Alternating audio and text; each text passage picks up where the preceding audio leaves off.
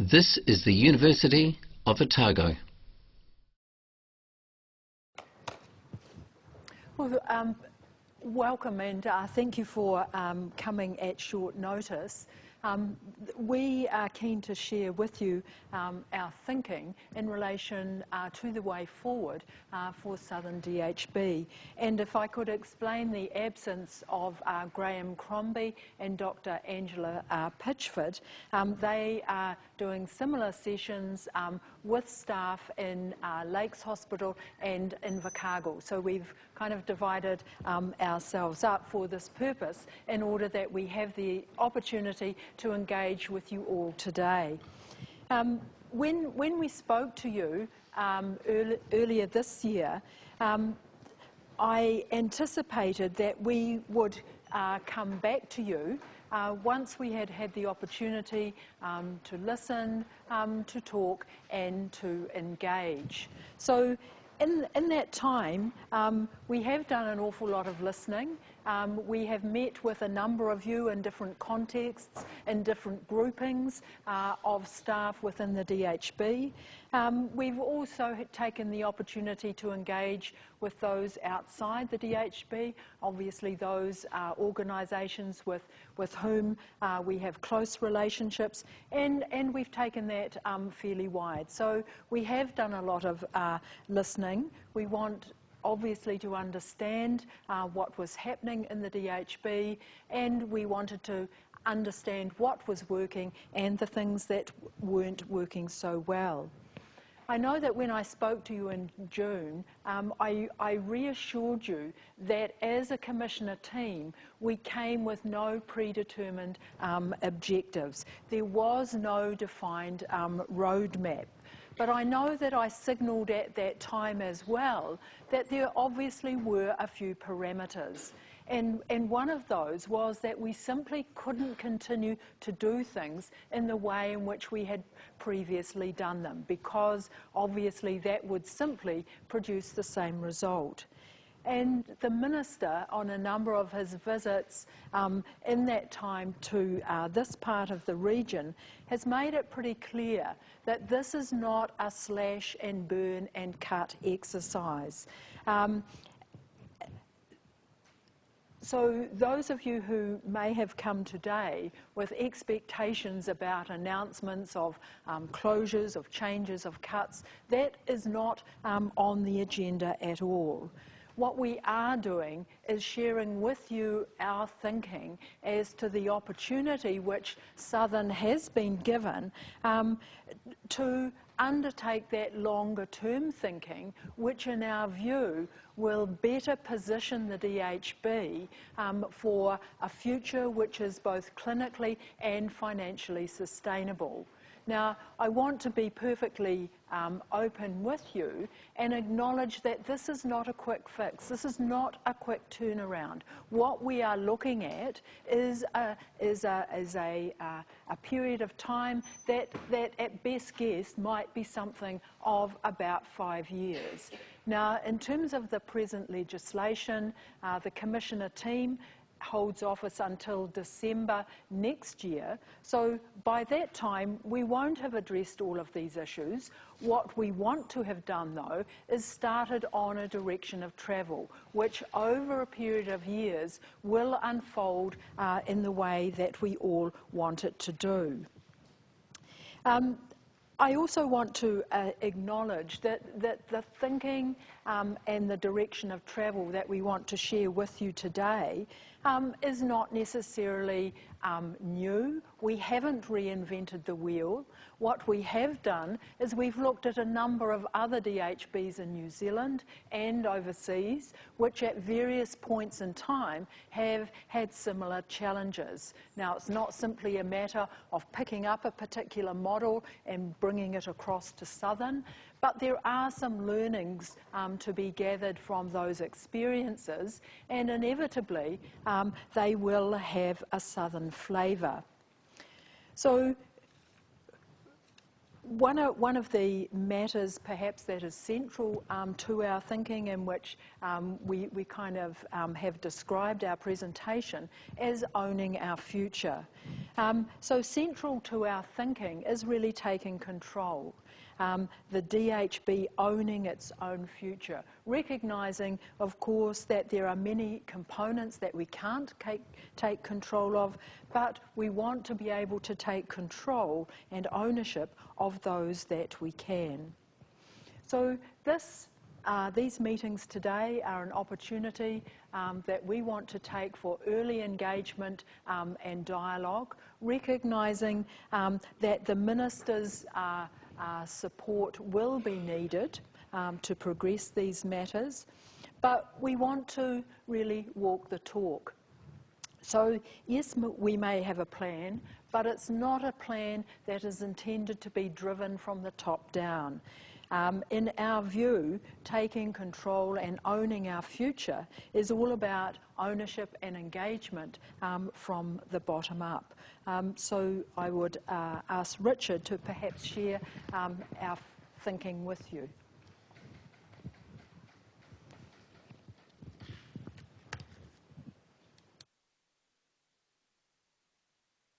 Come on, but it has. Look at that. It's no light. There it is. Thank you. And somebody else will have to tell me I just push the down button, do I? That's very good. It's quite simple.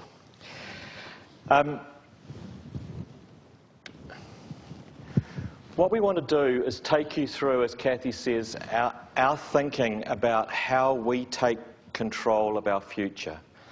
And at the heart of that is about the culture of the DHB and the culture of the system. And we are very much focused on the wider system. If at times I talk about the DHB, I want it to be understood that that's a slip of the tongue, and that we are very much focusing on not just what the DHB owns and controls, if you like, but also what it funds and supports. And we've looked at three key areas that sit around the whole issue of culture, and I'm going to come back to culture at the end of this because I want to talk about those three areas first. But at the heart of this is how we focus around changing a culture to enable us to better control our own future in the interests of patients. We've adopted a set of principles. Now, look, these are not rocket science, and I don't intend to go through them, and I don't think there's any up there that you would find particularly surprising. And the order that they're listed up there is not an order of priority or importance. It's simply an attempt to state what we consider to be important to measure what we are doing back against. And that has driven a lot of our thinking through this process. And as I say, I'm not going to spend time talking about those. You're going to get a handout which has got them in there, and if there's anything in there that people want to pick up on when we get to questions, then we're happy to deal with that. But we think it's important we give you the time to do that, so I won't go through them individually. But I doubt that there's anything in there that anyone would find particularly surprising. So I want to move on to the other two areas. And the first one I want to talk about is key performance targets. This is about some outcomes that we are going to have to meet as a commissioner team, as an organisation, and as a health system if we're going to reinforce the Minister's confidence in us as an organisation that giving us a decent length of time to make change is going to be a good investment. And what you'll notice as I talk you through these is that what's absent from them is just as important as what's in them. So we are not focusing in this set of key performance targets over the next 18 months, or in fact less than that now, till December next year, 12 months. We're not focusing on removing a deficit. We're not focusing on trying to solve all the problems. We're focusing on the processes that we need to put in place to enable that to happen over a long period of time. But there are some things we do have to deliver on. And firstly, under finance, we've got to agree and achieve, more importantly, our 15-16 budget. We are confident that we have got a 15-16 budget in place that we can achieve, but it's going to be very important that we do it, because one of the things that's destroyed confidence in the DHB over the last few years has been the failure to achieve what it said it would do. We have to also agree a 16-17 budget. And the message is pretty clearly that the 16-17 budget isn't, again, about solving a deficit problem, but it's about establishing a trend and a direction of travel. And we will need to focus quite hard on doing that, because we need the confidence from the Minister and the Ministry, and not just the Minister of Health, but Minister of Finance and Treasury and all of those other people, that giving us the time is worthwhile. Capital. We have to demonstrate that we can deliver on the urgent interim works and the hospital rebuild, the clinical services building rebuild, and that we can put the processes in place over the next year to ensure that that has got good clinical engagement, that it's thinking not just about how we do things today or tomorrow, but how we're going to do things over the next 40 years. And we've got to build the confidence in the funders who are going to write a cheque out for who knows ultimately what it might be, but the 300 million figure is the one that's often been quoted. No one's going to give us that cheque and say, there you are, off you go, build something, hope it works well, see you later. We've got to demonstrate that we've got the process in place to deliver on this appropriately. We have to lift performance in a number of areas. We have ministerial targets, some of which we meet, some of which we don't. And there's a lot of argument about whether, they're the right targets. Really, at the end of the day, they are the Minister's targets, and if we are going to repay the Minister's confidence in us, then it's important that we focus on delivering those and make sure that we as a DHB are seen to be at the top of our game in those areas and can't be criticised for them. It's about building confidence. District-wide services. We need to get the processes in place to stabilise and embed components of district networks of care. Now, what do I mean by that? This is more a process thing than we will have done A by B.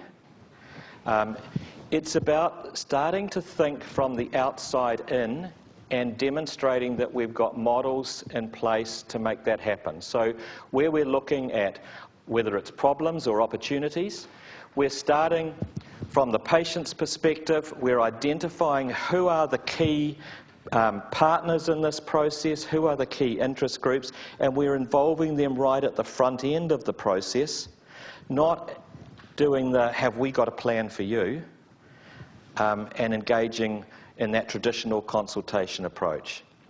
Now that's going to be quite a substantial change for us, because and we will have to manage that really well, because there will inevitably be noise if we don't manage it really well. But the noise we want to encourage is one of a noise about partnership, about being involved, about working together at the front end of an issue, not being informed about what the solution is at the back end of an issue.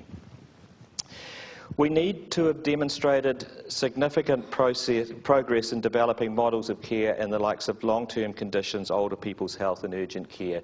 These are all work streams that are underway, and we need to demonstrate some progress in them and be able to hold those up and wave them about and say, hey, we are making progress in these areas.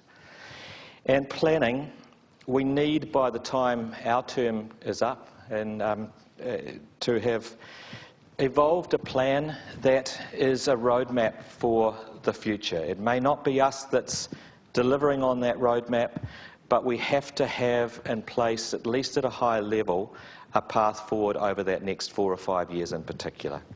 So those are performance targets. They flow out of things that we do anyway, but we've got to ensure that we deliver on them.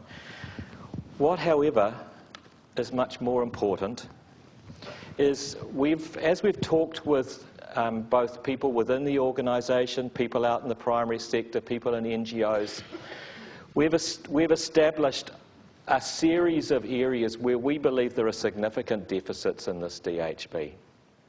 And if we don't put those building blocks in place quickly to support staff, then we will not be able to get the kind of clinical engagement and leadership at the ground floor that we need to deliver on whatever those plans progressively roll out as. So let me take you through some of those. We need to build organisational capability. You know at the moment we don't have a CMO, we don't have a CFO, we don't have a Director of Strategic Communications.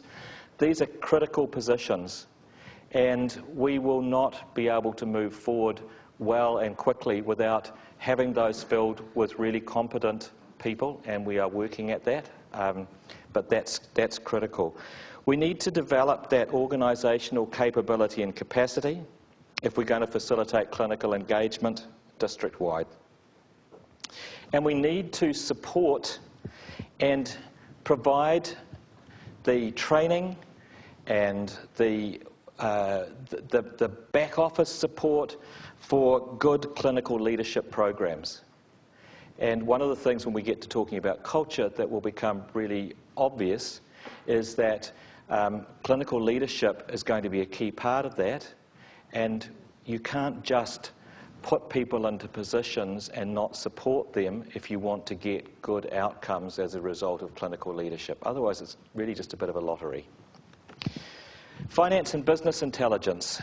We have really old and very clunky and often unsupported IT systems that are really hard to get information out of, and we have to work. That's got to be one of our essential building blocks to get that up to speed. Now, for most of you, that may not be the area that you're directly engaged in, but the next element of data is we have a wealth of data in this DHB. We have extraordinarily difficult, cumbersome ways of extracting that data.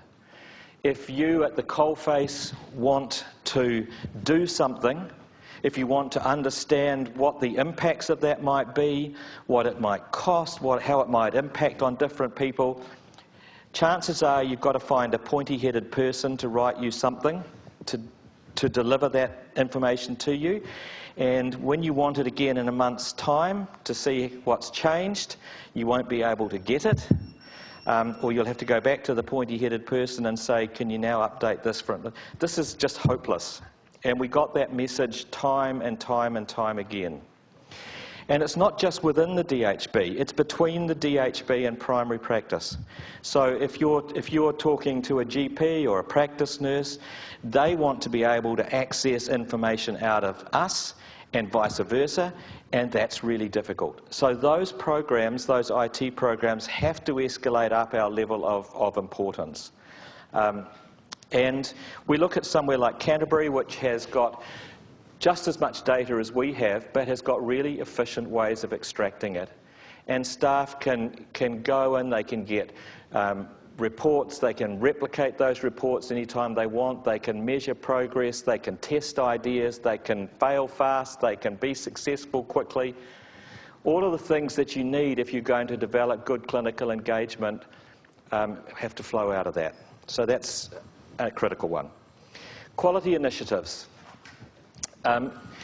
If you look internationally and throughout New Zealand at hospitals that are doing this well, quality and safety and patient focus are at the heart of much of what they do to actually deliver on taking waste out of the system, whether that's waste of money or waste of patient time or waste of your time.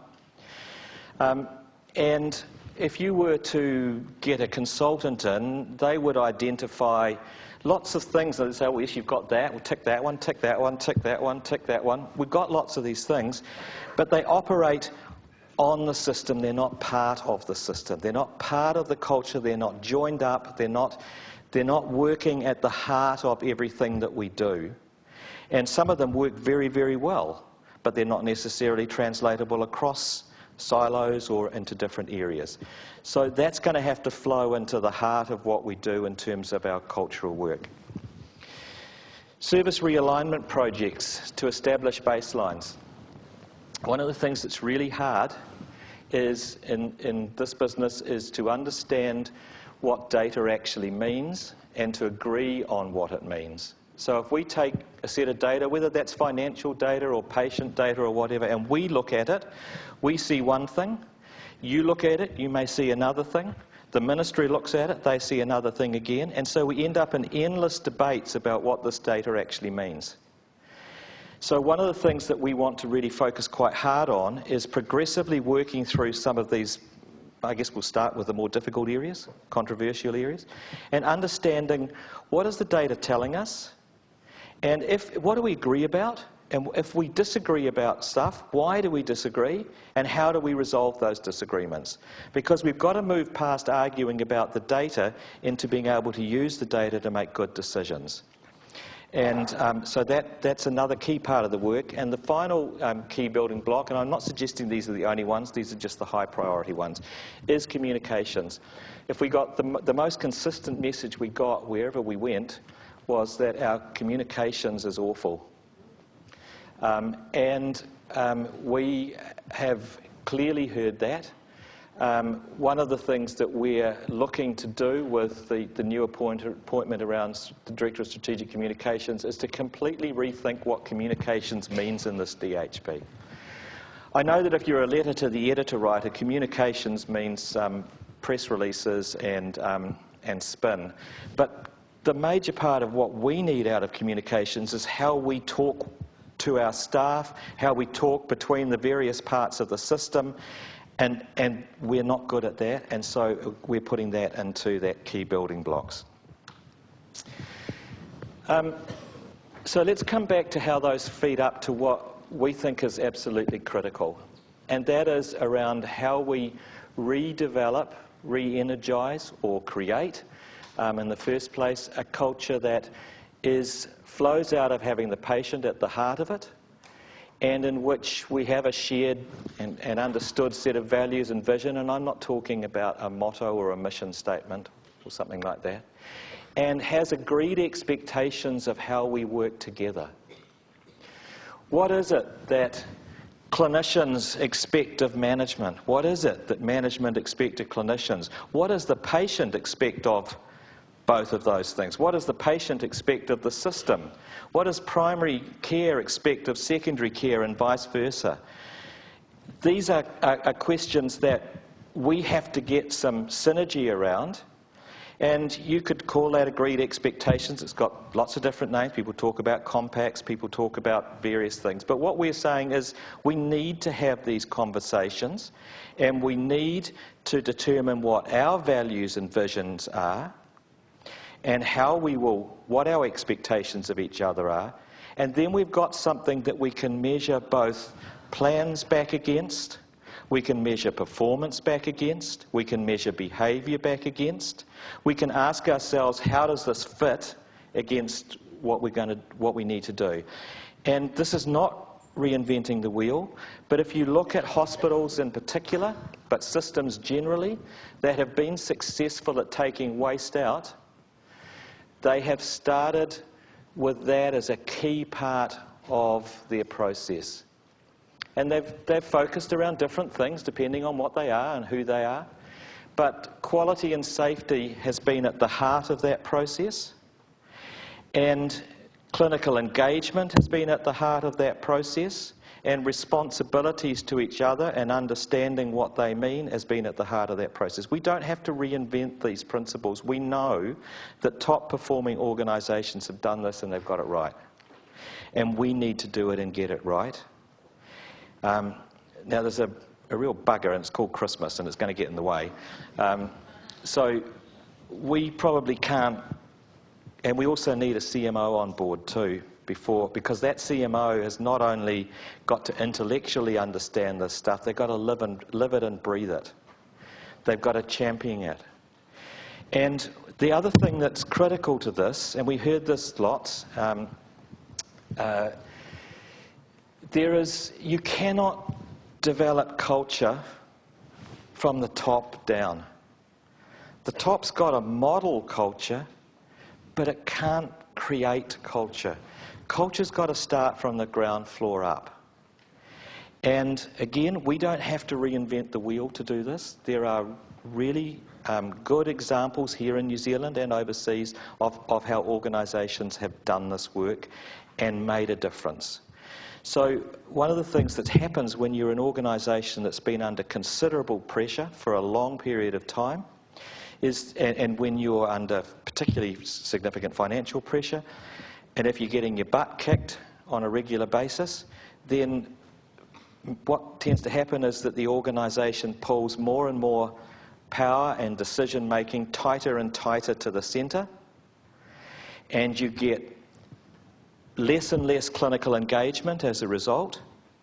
And so people who might have had good ideas, or who knows whether they've good ideas, they never get a chance to be tested maybe, they feed ideas in and they kind of go into a black hole somewhere, and then maybe, I don't know, a month or 2 months or 3 months or maybe never, an answer pops out the top, usually no.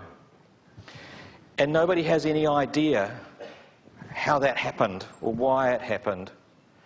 And so if you take the principles that we're espousing here, one of the very first things that you would do around good ideas is the first question you'd ask is, what do you need to work up that idea?